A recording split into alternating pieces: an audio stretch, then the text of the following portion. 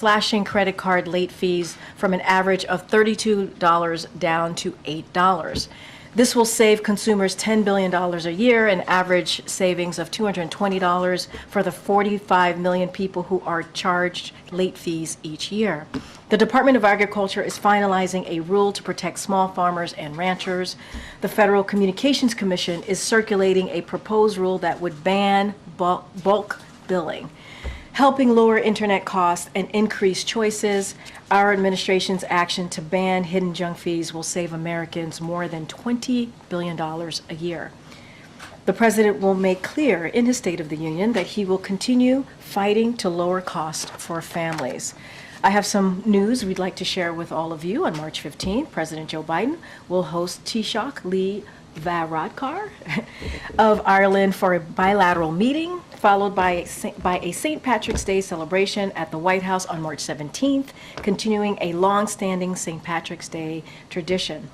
The leaders will reaffirm the close and enduring partnership between the United States and Ireland and the extraordinary bonds between our people. They will discuss our country's shared commitment to continue supporting Ukraine in the face of Russia's brutal aggression, as well as our cooperation on a range of other global issues. They will reaffirm their steadfast support for the Belfast Good Friday Agreement as we welcome the recent restoration of Northern Ireland's executive and assembly. Vice President Kamala Harris and the second gentleman, Douglas Emhoff, will also host the Taoiseach and Mr. Matthew Barrett for a breakfast at the Naval Observatory on March 15th. And as you can see, when I walked out, 3 of our amazing Wranglers came out with me.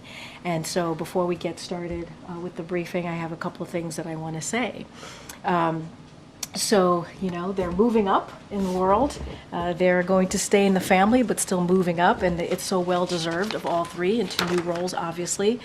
Allison Bayless has been by my side since day 1 and a rock star wrangler. I'm going to get emotional. For the last 2 years, is moving over to the campaign. There is no one who works harder or more hours on our team than Allison. As you can all attest by the hours of the day that she responds to your emails, she accomplishes everything with diligence and composure, and she always has a bright sunshine spirit. Even when I'm in my dark spaces, as we tend to joke around, and she has an incredible sense of humor and a wit that is unmatched. Silas Woods has the biggest heart of everyone that I know. And sometimes I worry about him because he has such a big heart. And every single day I see him go above and beyond to coordinate movements, get you all what you need, and make accommodations for everyone as he can. And some of you don't know he's often the reason you're able to get that shot, right? Silas is really good at getting that shot, get in the room or hear what the president has to say, obviously. There isn't a single person here who doesn't have a kind word to say about Silas, and there's no better teammate, which is why the second gentleman is stealing him from us. He came from OVP, so now he's going back essentially to that world. The press team won't be the same without Silas, but we're glad we'll still get to work with him every day. I'm going to miss you very much, Silas. Literally the biggest heart of anyone that I know. And finally, Davis Conger came to us from the State Department, having traveled the world with Secretary Blinken. He's brought skill and professionalism to our team, and he's someone you always know you can rely on. Every day he has brought competence, kindness, and coolness under pressure to his job. He's always so even keel and cool, which is why Annie Tomasini has hired him as an advisor in the Office of the Deputy Chief of Staff. Three incredible new roles for 3 incredible young people. We're extraordinarily proud of all of you, the work you've done and the work you will now continue to do at a higher level, obviously on behalf of this president. And so I am super proud of you. You guys are like my kids who are flying off.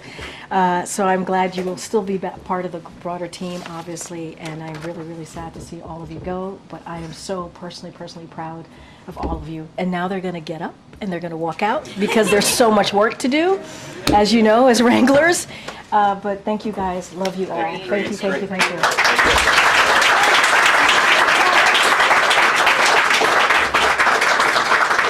All right. With that, Admiral John Kirby is here to give an update on the Middle East. And Admiral, the floor is yours. Good afternoon, everybody. This morning, I think you all are tracking, the Department of Defense conducted another airdrop of humanitarian assistance into Gaza. 3 U.S. C-130s dropped 60 bundles with a total of more than 36,000 meals ready to eat. We were joined in this endeavor by several Jordanian aircraft as well. As President Biden has said, this will be a part of a sustained effort with our international partners to scale up the amount of life-saving aid that we're getting into Gaza. And as I said last week, we're exploring other channels to get aid into Gaza, including a maritime route. To that end, we're looking at both military and commercial options to move assistance by sea. There's still an awful lot of work that's being done on this to flesh it out. Of course, we're also going to continue to urge Israel to facilitate more trucks and more routes, opening up more crossings so that more aid can get into people in need and increase that flow. And with that, take some questions. Thanks, John. With that number on the 36,000 meals, was that just the U.S. contribution to that, or was that also the Jordanian contribution to that area? That was just the U.S. The Jordanians flew, I believe it was 4 aircraft, and I can get you the exact number of how much they dropped, but it was food that they dropped too. And then in terms of the scale of that, I mean, that's a drop in the bucket of what the need is in Gaza right now. When you talk about the maritime corridor planning as well, I mean, this war's been going on for 5 months now. Yeah. Why isn't the U.S. and its allies further along in the planning stages for a maritime corridor or other operations like an airdrop with more equipment, more resources, more personnel on standby? Should, from the moment the president gave the go-ahead, I mean, shouldn't there have been more contingency planning to get more aid in much faster? We've been working on the humanitarian assistance front since the beginning, as you said, many months ago. And quite frankly, the best and most efficient way to get aid in to people in a confined space like that in a very urban environment is on the ground. I mean, yes, you can move more volume in ships, whether they're military or commercial ships, but eventually that stuff has to get ashore, then has to get loaded onto vehicles and then trucked in, right? So the trucks are the best way to do that, and that's why we've been working so hard to try to increase the flow. And during the week-long pause that we had before, we were able to get it up to 200 trucks a day. It was through President Biden's urging that we got the Rafah crossing open to aid. It was at his urging that we got Kerem Shalom open, but the flow just hasn't been enough to meet the need. And as the war has progressed, the need has gotten obviously much more dire. So it's not like even though we're just now talking about airdrops, it's not like the idea of airdrops just happened, just dropped out of the sky. It's been something we've been talking about for quite some time, and the maritime route as well. The maritime route, yes, it can move more volume at sea, but it also is going to require a heavier logistics lift and some infrastructure ashore, and very much going to need the support of allies and partners. And so those discussions are ongoing. And then does the president have any plans to meet with Benny Gantz before he leaves Washington this evening? No. Thank you for answering that one. So we can go and move on No, from that. a few others here. The president this morning signaled that he's concerned about violence in Jerusalem and in the region in the coming days. Is there something specific he's been told to anticipate? I won't speak to specific intelligence one way or the other, Ed. I mean, obviously this is something we're always mindful of, particularly given what's gone on between Israel and Hamas. But I don't think I'm going to elaborate on that. Just to backtrack on something from last week, I don't think you've been asked about this, at least on camera, but when he was in New York and suggested he had reason to believe there'd be a ceasefire by Monday, and that hasn't happened. Why did he think that at the time? He was referring to updates and briefings that he'd been getting from the national security team about the progress of negotiations. Obviously, we'd all wish that had happened. We wish that it would happen today, but we're still negotiating. We're still trying to get there. And on Haiti, is the U.S. continuing to monitor that situation, and does it have any sense of the whereabouts of the Prime Minister? Yes. As far as I understand, no. I'll let the Prime Minister speak to his travel, but I'm not aware that we have any keen sense of what his whereabouts are. Thanks. Just following up on Haiti, you've called on Americans to evacuate. How should they do that when the airport is under attack? We again, I'd refer you to the State Department. They're the ones that issued that advisory. Not a safe time for Americans to be in Haiti right now. There are other ways to leave. Again, let the State Department do that. They're in touch with or are making themselves available to Americans who are there and want to get that information. You said yesterday that you're working to expedite this multinational force led by Kenya to deploy to Haiti as soon as possible. They've said that they're ready to deploy within 72 hours. The holdup is funding, in part U.S. funding that was pledged by the administration that's being held up, as we understand it, by Republicans in Congress. How urgent are those conversations, and how are you going to expedite it if you've got this key holdup? Yeah, I'm not sure that simplistic explanation is exactly accurate. That is the only thing holding this up. But let's put that aside. You're right. We're going to need some support, and we are working actively with members of Congress. I mean, I think we can all recognize that this is in our interest as well as the region's interest, and certainly the interest of the Haitian people to get a more stable, calm, secure environment there. So just one last follow-up. If that's a simplistic explanation, then what is the holdup? Again, Kenya's already agreed to do this. That's a big first step. And we're working with Kenya. We're working with other partners to see if we can get this multinational security mission up and running as soon as possible. I just don't have any more updates for you than that. Thanks, Admiral. Thanks, Karine. You had said yesterday that part of the reason why it's so hard to get aid into Gaza is, in some cases, because of the Israeli war cabinet. Is that acceptable? There's nothing acceptable about the dire situation on the ground in Gaza in terms of the lack of food, lack of water, lack of medicine, in some cases a lack of fuel. That shouldn't be acceptable to anybody. So short answer to your question is no, it's not acceptable, and that's why we continue to work with our Israeli counterparts. As I said in my opening statement, and you've heard the President say as well, and the Vice President, that it's time for Israel to open up more crossings and allow more aid in. And on the Vice President, there were reports that the National Security Council had asked her to, quote, tone down her speech on Sunday. What can you say about that? I would point you to what the Vice President's spokesperson already said about that story in calling it inaccurate. Does the administration still believe it's more effective to withhold public criticism of Netanyahu in order to have more sway in private? And is that private sway waning? I don't think I'm going to accept the premise of that question. I mean, we have been nothing but candid and forthright in private with our Israeli counterparts, and certainly in public in the comments that we have made. You've heard again from the President and the Vice President just recent days expressing very clearly what our concerns are with the humanitarian situation in there and how it is unacceptable and how we need the Israelis to step up and do more. And just lastly, Hamas said today they won't accept a deal that does not include a complete withdrawal of Israeli troops from Gaza. Is that realistic? And if not, where do negotiations go from here? I ain't going to negotiate in public. We've been working this real hard.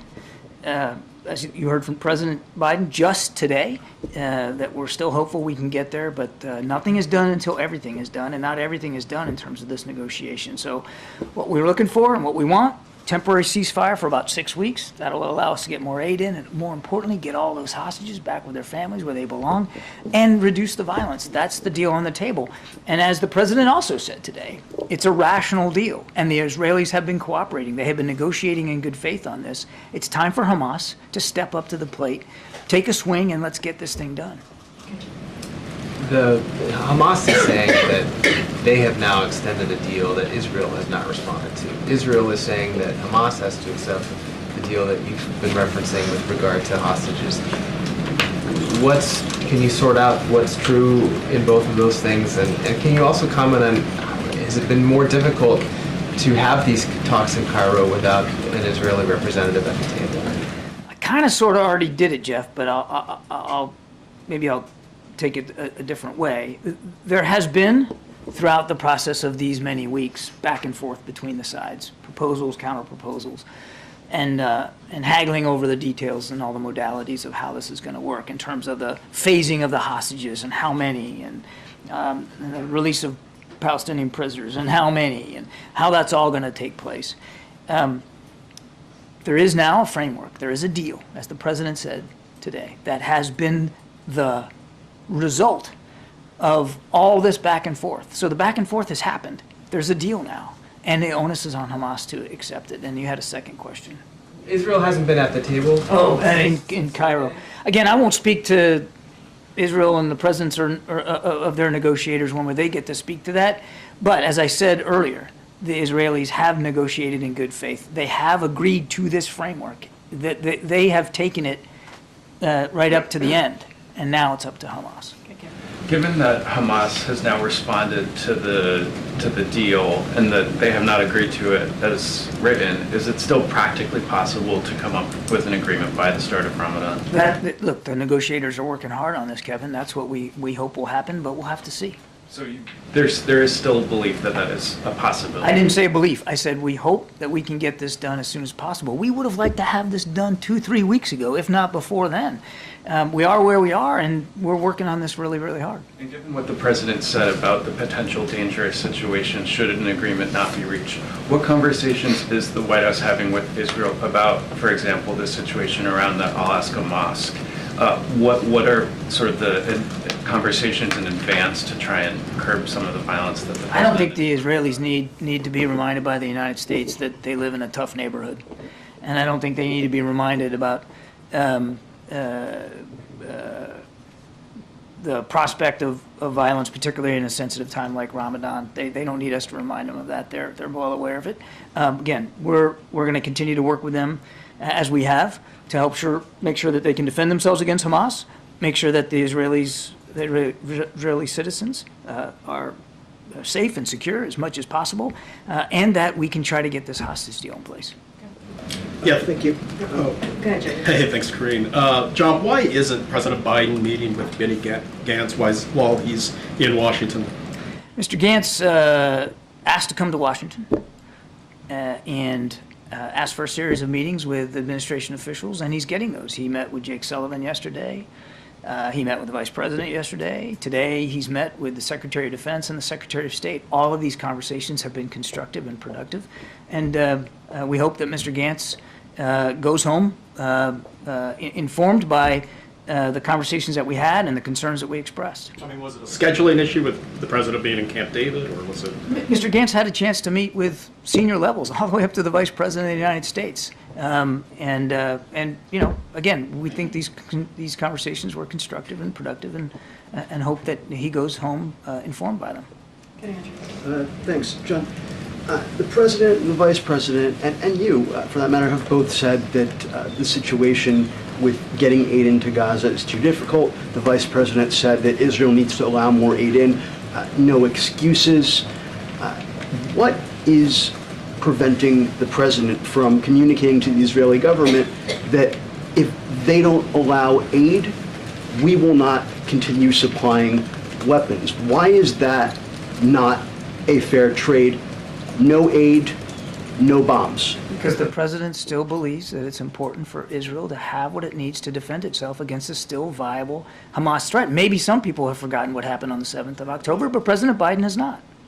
How does keeping aid out of Gaza contribute to Israel's right to defend itself? Keeping aid out of Gaza is not the right thing for any purpose. It's not about...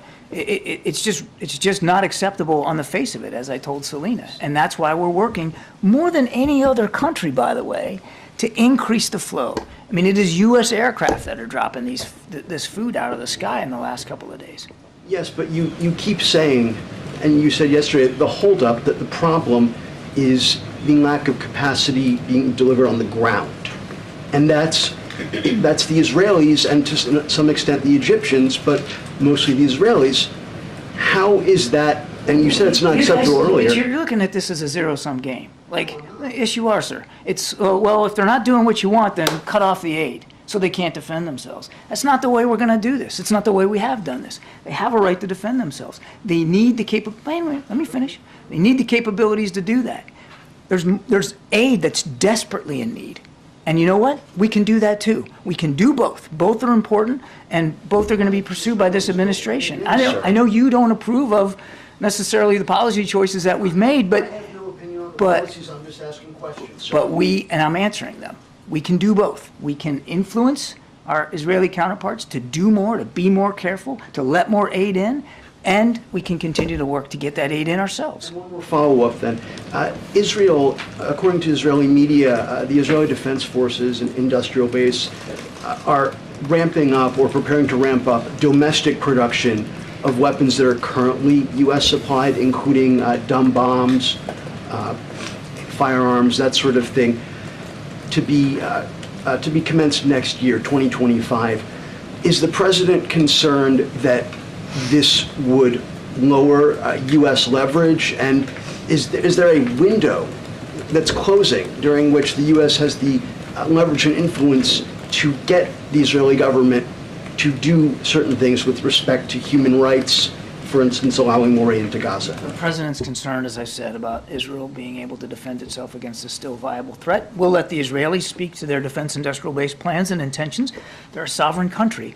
They get to make those decisions, and we respect that. They're also a key ally and a partner, and we respect that alliance and that partnership as well. The other thing that's keeping the president up at night is the humanitarian assistance and the humanitarian situation on the ground in Gaza, and that's why he has ordered these airdrops. That's why we continue to urge very, very stridently the Israelis to open up more crossings on the ground to supplement the aid that's already getting in and to try to improve what's not getting in. And that's why, as I said in my opening statement, the president also has the team looking at maritime options. Thank you so much. I want to ask you about some remarks the French President Emmanuel Macron made today. So he urged Ukraine's allies not to be cowards, and he also added that Not to be what? Cowards. Cowards. Sorry, my accent. And he added that he fully stood behind those controversial remarks he made last week about sending troops to Ukraine. So what do you make of this rhetoric? Do you think the time has come for stronger language on Ukraine, or is this not helpful? I'm not going to parse President Macron's words. I mean, he certainly has every right and ability to speak for himself and his views. All I can do is speak for President Biden, Commander-in-Chief, and the President has been clear. We have been extraordinarily strong in leading international efforts to support Ukraine for the last 2 years. We need Congress to help right now pass that supplemental so we can continue that strong leadership and support a coalition of more than 50 nations that the United States put together to support Ukraine. He's also been very clear since the very beginning of this war. There's not going to be U.S. troops on the ground fighting inside Ukraine. And you know what? President Zelensky isn't asking for that. He's just asking for the tools and capabilities. He's never asked for foreign troops to fight for his country. He and his troops want to do that, but they need the tools, and that's what we need to help with. We're bumping up against the president's Sorry. Thank you, Karine. I have questions on the Indonesian election, but just to finish up on Gaza, is the Gantz meeting with the VP and also with Jake a signal that the administration is looking forward to a future Israeli government without Netanyahu? No. And maybe this one is for Karine. Will the president use any part of his State of the Union address to acknowledge the anger of American Arabs and Muslims and progressive Democrats and explain to them why he's not imposing conditionalities on Israel? I'm going to go around and I'll get to that question. Let me just get to a couple more people. Okay, great. And so just on the Indonesian election, China, the United Kingdom, Australia, and several other countries have congratulated Indonesia's President-elect Prabowo Subianto on his apparent victory. Is there a reason why the administration is waiting? We congratulate the Indonesian people on a successful election. The President looks forward to early engagement with the new administration and to strengthening our cooperation under what is already a strategic partnership. We're obviously closely following the ongoing vote count, and we understand that Minister Subianto has a significant lead. We've had excellent cooperation with him since the time he was defense minister, and if he is in fact finally elected, then we look forward to continuing that relationship. Just to clarify, the president-elect does have a long track record of allegations of human rights violations. He was at one point the son-in-law of former President Suharto, who ruled Indonesia for 32 years, and his vice president-elect is the son of the outgoing President Joko Widodo. Is the administration concerned at all about democratic backsliding in Indonesia? We never back away from our concerns about the need for human rights, civil rights, and all the values of democratic institutions, and the president absolutely will not shy away about expressing our concerns. Admiral, to ask that question more directly, or one of the other questions that was just asked, in Israel, the Vice President's meeting with Gantz was seen as a snub for the Netanyahu government, was it? The meeting with Minister Gantz, again, was at his request. He is a member of the War Cabinet. There is a war going on, and we believed it was a good opportunity to have a discussion with the War Cabinet about the way in which we're supporting Israel and the things that we want to see Israel do. The President was asked this morning how his relationship was with Netanyahu these days, and he responded like it's always been, and then he smiled. Yep. I don't know if I can improve upon that. What would you add to that? I wouldn't. One question I still like my job. One question on Haiti. The administration has provided more than $126 million in humanitarian aid to Haiti in 2023. Where has that money gone? Has it been effective? I can get you, Gabe. We can get you a rundown of exactly how those funds were allocated. But we're proud of the humanitarian assistance that we have and will continue to provide Haiti. But right now, the focus has got to be on getting that multinational security element in there to help create the conditions where the people of Haiti can live free and in security, so that humanitarian assistance can get there more freely and get to the people that need it. Last question. Thanks, Karine. Thanks, Admiral. Following up on Aurelia's question, there's been some pushback on Macron's comments from the Germans and also from the Swedes as well. Is the US worried that Ukraine's allies are starting to splinter? No, there's been tremendous international support and unity for Ukraine. As you know, we met with the Prime Minister of Italy just last week. They've been strong. There's incredible unity. Everybody shares the same concerns that we do about just letting Putin take Ukraine and what that means for their safety and security and for the security of the NATO alliance. No, we're not concerned about that. That the stalling of this US aid is putting more pressure on European allies and causing fractures at all in that sense. We're worried that the delay on the national security supplemental and the assistance coming from the United States is going to have a detriment, actually already is having a detrimental effect for Ukrainian soldiers on the battlefield. That's the main concern. And the time is way past now to get them the tools that they need to defend themselves. Their defensive lines are starting to shift now, going in the wrong direction, because the Russians continue to push west out of the Donbass. Thanks, Alvin. All right. As you know, the president's event's going to start shortly. Zeke, you have anything? Yeah, can you give us a rundown of how the president spent the last few days at Camp David preparing for the State of the Union? Who was with him? Does he have the final speech text at this point?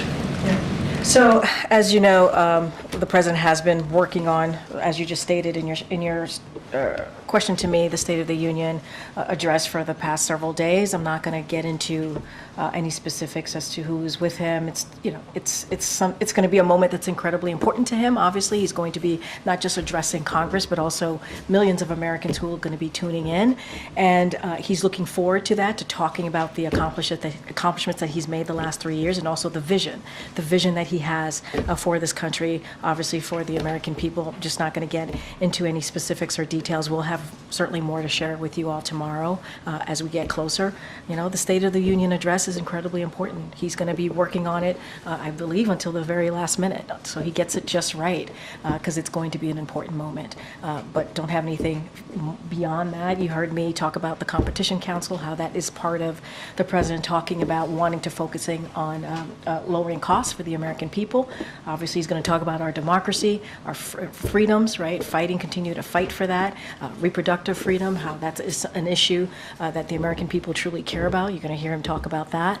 And so there's a lot of issues in front, obviously in front of the American people that they care and they want to hear directly from the president about. And so that's what he's going to focus on. We'll certainly have more to share as we get closer to Thursday. And then a different topic, there was a bit of a kerfuffle this morning across Lafayette Park at the Department of Veterans Affairs, running an effort to ban the display of that iconic Times Square kiss photo on VJA at the end of World War II. Was anyone at the White House consulted in the drafting of the initial memorandum, and then did anyone at the White House call up the Secretary of Veterans Affairs and say rescind that memo? So I want to be really, really clear. The VA is not going to be banning this photo from VA facilities, so I just want to be super, super clear about that. I know, as you just said, you described it as a kerfuffle. There was obviously some reporting on that. I can say that, I can definitely say that the memo was not sanctioned, and so it's not something that we were even aware of until you all started reporting on it.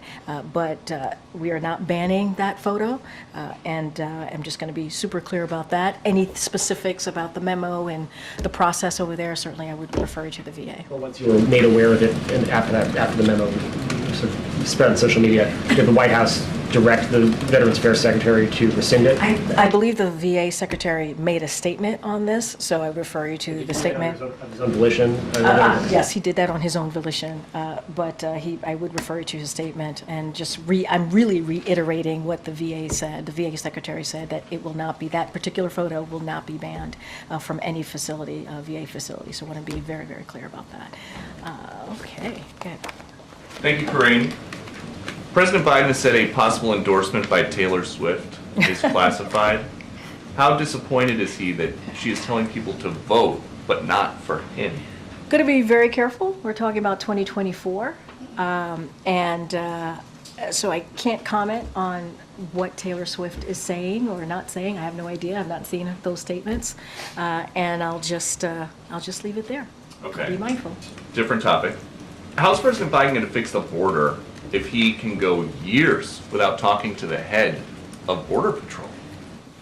He was literally just with the chief of the Border Patrol, just this past Thursday in Brownsville, Texas. You all reported it. You all saw it. He was with the chief, Chief Owens, I believe. The chief, who was in charge for 2 years before that, said, "I've never had one conversation with the president or the vice president." How is that possible? So one thing I will say about Chief, you're talking about Chief Ortiz. This is Chief Ortiz. Yeah. So he was invited, I believe, to participate in the president's first trip visit to El Paso, which was back in January of 2023, and he did not attend. He was invited.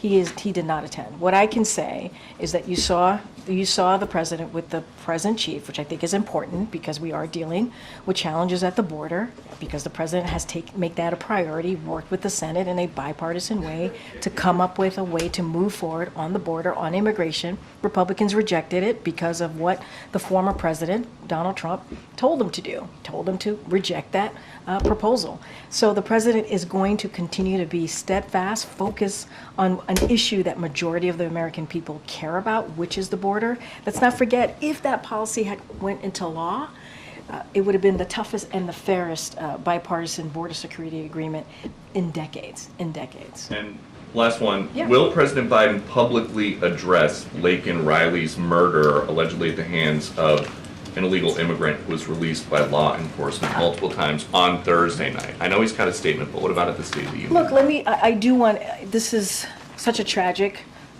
story and obviously situation. This is someone's life that was lost, so I do want to always acknowledge and extend our deepest condolences to her family and to her friends and the people who loved her. And so want to always be sure to say that, and because it's so tragic. Look, I don't have anything to share about the president's speech as it relates to that particular question that you have. But we want to always be sure that we lift up the families who have lost their loved ones in that way. And I would reiterate, you just asked me about the Border Patrol chief. The president was just there with the current chief, Owens. The president went to the border, obviously Brownsville, Texas, to lift up the importance of doing something at the border. And I would be remiss if I did not continue to say that Republicans rejected a bipartisan proposal that came out of the Senate. And so if they truly, truly cared about what was going on at the border, if they truly cared about this immigration policies and trying to fix that, trying to move forward in a way where we have a tough and fair law, they would work with us on it. They wouldn't listen to the former president, who is clearly telling Republicans to reject it for his own political gain, and that's shameful. That's truly shameful. Good, Selena. Will the president be watching the election results come in tonight? So, as you know, the president's going to be talking about the Competition Council today. He is continuing to work, obviously, on his State of the Union address because it's important to him. He knows how important it is for the American people to hear directly from him. I don't have anything to share. I've not spoken to him about his plans tonight. Obviously, he will be kept updated, and he'll be aware of what's going on tonight as we see elections happening across the country. I just don't have anything specific on that. And the Consumer Bankers Association has been very critical of the Biden administration's rule to cut the credit card late fees. They called it anything but a win for consumers and knowingly putting consumers' financial health at risk. What's the administration's response to that criticism? So we totally disagree, obviously. The president has always been very, very clear. He's going to do everything that he can to make sure that we're lower cost for the American people. And what we're seeing is that we're seeing, corporations obviously not passing along their gains to Americans, to American consumers, and we've always been very clear about that. And so we want to make sure that we protect Americans. We want to make sure that we obviously protect American consumers. So we disagree with that sentiment. We disagree with that statement, and the president's always going to put the American people first. Good job. Karine, does the White House have a position or a comment on the latest bill in Congress to crack down on TikTok, just introduced today, I believe?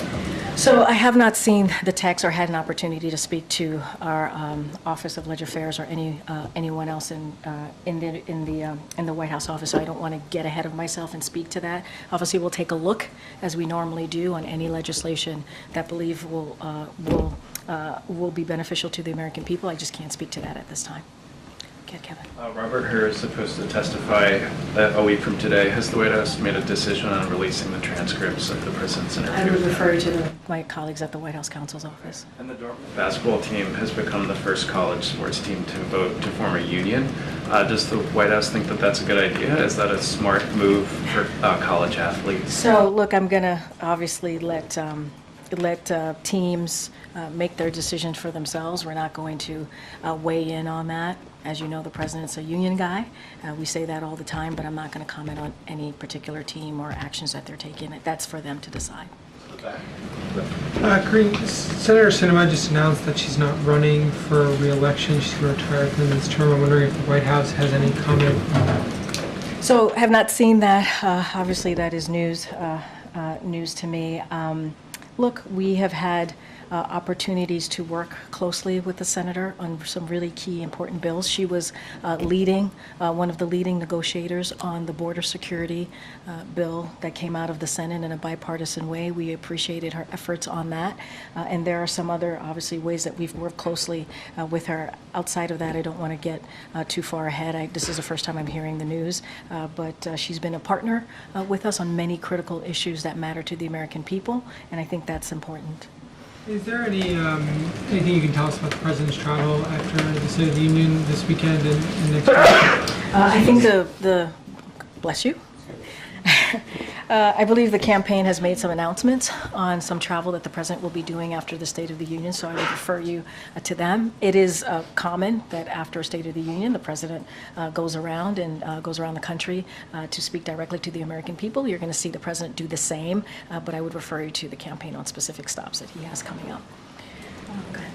Karine, I just wanted to ask about the Meta breakdown this morning, hundreds of thousands of users. Do you have any more information on that and whether it's connected to a cyber attack? So obviously we all are aware of what happened for the last couple of hours, the incident, and so don't have anything at this time. We are not aware of any specific malicious cyber activity, so I can say that, or any specific nexus as it relates to today's election. But we would have to refer you to the individual social platforms, obviously, for any more information on that. Quick separate one, on the minibus spending agreement in Congress right now, it would divert about $45 million in fees from the Justice Department's antitrust division. So I'm just wondering, given the administration's take on antitrust, is this a concern that that money would be going away? So look, as it relates more broadly, well, I'll say this. The president obviously strongly supports funding for antitrust enforcement, which is critical to promoting competition and lowering costs for consumers. This is a bit more complicated, so I just want to break this down a little bit. The antitrust funding proposed in the funding bill is a 4% increase over the last year and a 26% increase since 2021.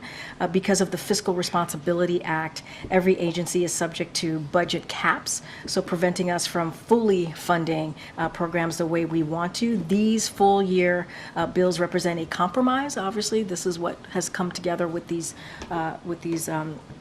6 different bills. So no one got everything they wanted, obviously. That's what a compromise is. But they fund the government, prevent a damaging shutdown, and protect our progress. And that's what happens when you come forward with a compromise, a bipartisan compromise. Okay. Is President aware or have any concern about the number of Super Tuesday states that have campaigns for uncommitted votes, ceasefire write-ins, essentially a vote against the president because of his stance on the war in Gaza? So look, I'm going to be super mindful. These are obviously people are voting right now, and I cannot speak to any upcoming election or as voting is happening. So I'm going to be super careful about that. But what I will say is what I said last time when I was asked about Michigan specifically. The president thinks it's important for Americans to voice their opinions, to have their voices heard.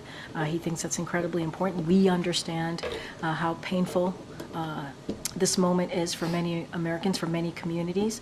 Obviously, the Arab the Arab community, the Muslim community, more specifically, and so we get that.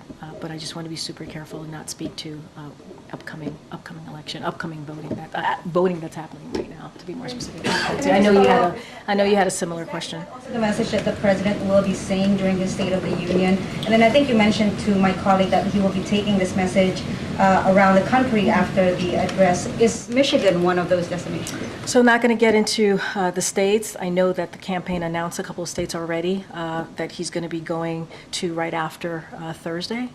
So you could expect the president to be visiting multiple states across the country the next, obviously, couple of months. I'm not going to get into that. I would refer you to the campaign specifically on the most upcoming states, the announcements that they've made. And I just kind of laid out, what the president has been very clear about, the understanding of how people should have the right to voice their opinion, to voice their concern, to voice their pain. And that's what the president is going to consistently do. He's a president for all Americans, obviously. As it relates to the State of the Union, I'm just not going to get ahead of any specifics on what he's going to say as it relates to that question. Okay. Thanks, Karine. So Cookie Monster posted on X that shrinkflation is making his cookies smaller. The White House official Twitter or X responded that blaming shrinkflation basically on companies. So does the president again believe that shrinkflation and inflation are solely a company problem, or do his policies play any role in that? So also for my tweet, I believe we said C is for consumers getting ripped off, right? And the president has called on companies to stop taking advantage of Americans. He's been very clear about that. He's repeatedly called on large corporations, more specifically, to pass along their savings onto their customers. We've said that. We've been very consistent about that. And that includes ripoffs, such as shrinkflation. We see that. And where the size of a product, for those who don't know, gets smaller even as the price stays the same or increases. That's what we've been seeing. And so it's giving families less bang for their buck. And the president has said, and I'll quote him, the president said, Americans are tired of being played for suckers. And so the president's going to have the American people's back. That's what he's going to continue to do. He's going to talk about this, not just shrinkflation, but other ways that he sees corporations are ripping off Americans. You're going to hear from him shortly about what he's doing next to deal with junk fees. And I think that's really important. That's what Americans want to see. They want to see their president fighting on their behalf. And out of that Competition Council, the president is announcing that strike force. Why did it take the Cookie Monster to speak up, or an election year for this strike force to go? Why not do it a couple years ago when inflation inflation was 9%. I disagree with the premise of your question there. It did not take the cookie monster. If anything, it feels like the cookie monster is responding to us and what we've been saying about shrinkflation. I can't believe I'm having a conversation about the cookie monster at the podium, but that's a good one. I'm glad you're awake. I'm glad you woke up for me. I know you were nodding off in the back earlier, but But why did it take so long to announce a strike force I mean, when look, inflation was 9%? here's the thing. The President's Competition Council has been going on for some time now, right? He has taken this very seriously and finding ways to lower costs for the American people as we are obviously dealing with inflation, right? Obviously dealing with that because of what we are coming out of with the pandemic. So the president has taken actions. He's going to continue to do that. I would say the strike force is just another way along of many other announcements that this president has made in dealing with large corporations ripping off Americans, right? And dealing with how do we get rid of junk fees. And so that's what you're going to hear from the president. So to say that, now all of a sudden he cares about this is not true. It is a false premise. It's a false question because the president has been dealing with this for some time now. And now he's making a new announcement on the strike force, and I think it's important. And so you'll hear more from him momentarily. One more, if I may. The president, I noticed, had note cards at the border when he was doing his briefing there. He also had note cards last Friday with the Italian Prime Minister. Why does the president rely so heavily on note cards? You're upset because the president has note cards? You're asking me a question about the president having note cards? I'm asking why The does he rely president who so has heavily? had probably one of the most successful first 3 years of an administration than any modern day president. He's done more in the first 3 years than most presidents who had 2 terms. You're asking me about note cards? I'm not speaking to you right now, James. I'm talking to your friend over here, Ed. So thank you so much. But thank you so much for interjecting. Go ahead, Ed. I was just asking why he relies so heavily on note cards. I think what's important here and what the American people care about is how this president is delivering for them, and that's what he's doing, and that's what's the most important thing here. All right, I'm going to take. Did I call on you already? You did. Okay, wait, no, I can't do that. Go ahead, Karen. No. Go ahead, Karen. Alexei Navalny's widow, Yulia, was invited to the State of the Union by the White House, but she's unable to make it. Did the president extend that invite personally when he met with her last month? Yes, I can confirm that she was indeed invited to the State of the Union. She is no longer able to attend. I would have to refer you to her and her people as to specifically why, but I can confirm that yes, she was invited. Extend that invitation? Yes, the president did. When they met? Yes, the president did. Go ahead, John. John, go ahead, John. The president recently said that he'd be open to meeting with the House Speaker in regards to that Ukraine funding bill. Is there anything to report? Is the president reaching out to the House Speaker in terms of a one-on-one conversation? Well, they just met, the Big Four just met last week. They talked about the importance of obviously the National Security Supplemental, which includes the Ukraine funding. They talked about obviously avoiding a shutdown, which we are glad to see that Congress is doing that. And as you know, they had a pull aside, they had a brief meeting afterwards. Not going to get into what was discussed, it was a private meeting, but the president has spent some time with the speaker over, just last week, literally, they were together just last week. I don't have anything else to share. All right, guys, we're going to wrap it up. Go ahead. Thanks, Karine. Is the White House concerned about another... Oh, I'm so sorry. No, I'm more so teasing. I'm giving it a hard time. Go ahead. Is the White House concerned about another bank failure after New York Community Bank shows signs of trouble? So, look, obviously, I want to be super careful, right? This is something that is monitored by regulators, and this is something that they take very seriously and are always monitoring. I don't want to get ahead of that, and we're always going to keep an eye on that, or they will, more specifically regulators. I just don't have anything else to share beyond that. All right. In the vein of that question about the yes, speaker, yes, one sir. of mine was, he did last week extend a bipartisan olive branch to the former president to work with him on border security.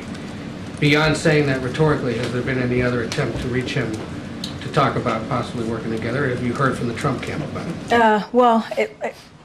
as it relates to the Trump camp or campaign, that's something that I would refer you to the campaign on. Look, the president has been very clear, and I think you've seen it in his action. The fact that we worked with Republicans to try and get to a border security proposal, we did that because we believe it needed to be dealt with in a bipartisan way. And I would add that when we are able to work in a bipartisan way on behalf of the American people, we get things done, right? We see that with the Chips and Science Act. We saw that with the prevent gun violence legislation, right? Anti-gun violence legislation.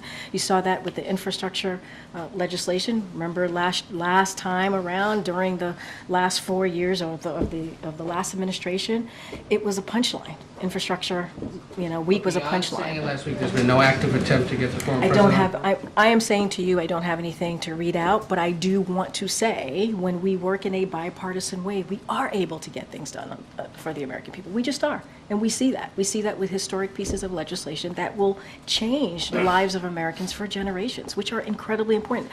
Issues that majority of Americans care about. And I think that's important. I don't have anything to read out on any outreach. I would certainly refer you to the campaign on anything specific as it relates to the Donald Trump campaign.